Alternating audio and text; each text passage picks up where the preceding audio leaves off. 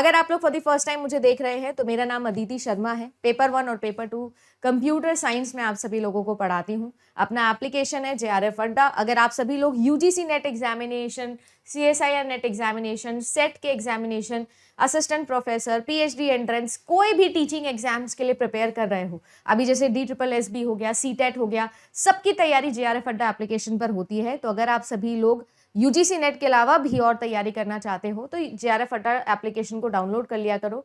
YouTube की सभी classes की PDF आपको मिलती है और साथ ही साथ पूरा के पूरा जो आपका लाइव कोर्स है वो आपको मिलता है।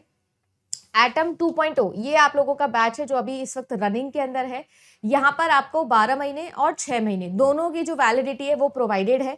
सबसे बेस्ट पैक ये है आप सभी लोगों का जो कि है हमारा सबसे बड़ा 12 महीने की वैलिडिटी। ज़्यादातर स्टूडेंट्स भी इसी पर ज्वाइन करते हैं। तो बेसिक टू एडवांस कोर्स होता है जिसमें वीडियो क्लासेस मिलती है, कंप्लीट पेपर 1 की और पेपर 2 की टेस्ट सीरीज मिलती है, आपको पेपर 1 और पेपर 2 के हैंड रिटन नोट्स मिलते हैं। उसके अलावा आप लोगों को जो भी मैं क्रैश कोर्स करवाती हूँ उसका जो भी पुराने रिकॉर्डिंग्स होंगे या नई लाइव क्लासेस होंगी सारी की सारी आपको एक ही पैक में मिलती है।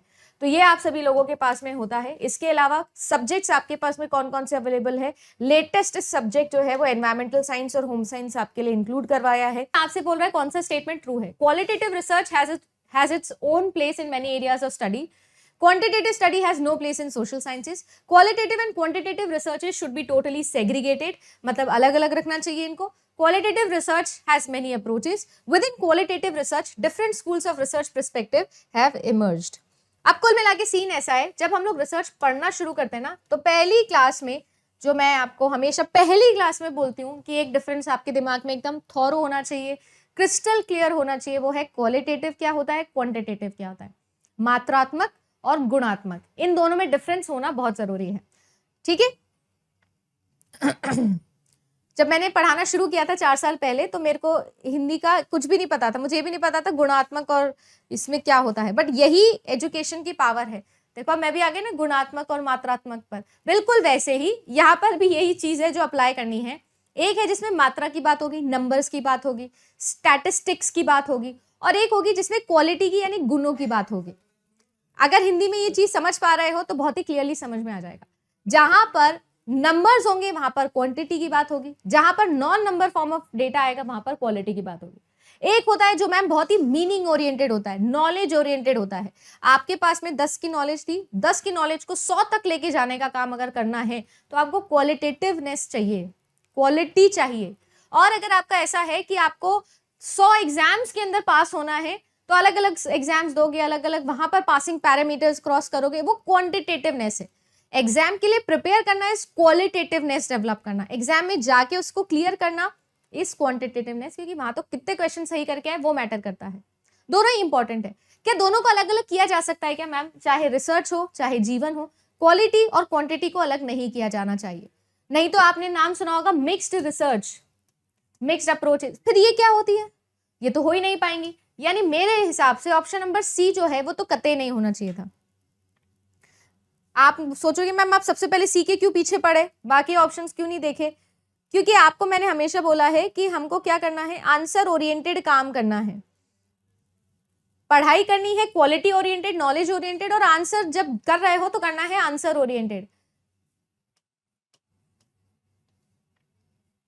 खत्म। इसको कहते हैं how to approach a particular question in examination.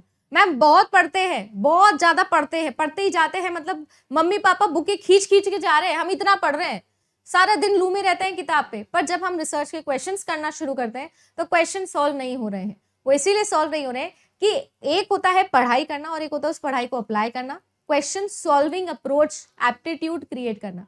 मुझे पता था कि इन सभी ऑप्शंस के अंदर सिर्फ एक ही पॉइंट है कि सी नहीं है, तो मैं सबसे पहले सी पर थोड़ा ध्यान दूंगी। अगर सी से एलिमिनेट हो सकता है तो मैं डायरेक्ट चॉइस एलिमिनेशन लगा के क्वेश्चन सॉल्व करूंगी। आई होप समझ में आया होगा मैंने सी पर ही क्यों ध्यान दिया। इसके अलावा बाकी पॉइंट को भी ध्यान से देखो। क्वालिटेटिव रिसर्च की खुद की अपनी एक प्लेस होती है, बिल्कुल सही बात है, होती है मैम। जहां जहां पर फील्ड स्टडी हो रही है, नेचुरल सेटिंग है, वहां पर क्वालिटेटिव करना सही है। जहां पे कॉर्पस ऑफ नॉलेज को इंक्रीज करना है, क्वालिटेटिव रिसर्च लगेगी। क्वालिटेटिव के साथ साथ क्वांटिटेटिव स्टडीज का हमें कोई जगह नहीं है सोशल साइंसेज में, कतई गलत बात। SPSS नाम का एक बहुत फेमस सॉफ्टवेयर है, सोशल साइंसेस के लिए स्टैटिस्टिकल पैकेजेस बनते हैं, तो ये तो गलत बात है। सोशल साइंस का मतलब ये नहीं कि सिर्फ और सिर्फ जो है क्वालिटेटिवनेस होगी वहां पे, हर रिसर्च के अंदर क्वांटिटी तो चाहिए ही चाहिए। जब डेटा कलेक्शन करते हैं, हाइपोथेसिस टेस्टिंग करते हैं, तो ये तो गलत बात है। नेक्स्ट देखिएगा, क्वालिटेटिव रिसर्च की बहुत सारी अप्रोचेस है, बिल्कुल सही बात है। Post positivism, logical positivism, interpretivism, constructivism, ऐसी बहुत सारी अप्रोचेस है जो इमर्ज भी हुई है, तो ये भी दोनों बातें बिल्कुल ठीक है।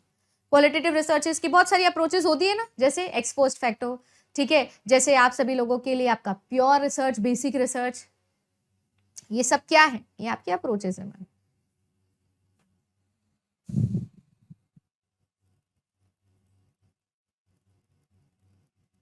I always feel research topic is boring and uninteresting, but you make it interesting and inspire that you make things interesting and important with your own style presentation.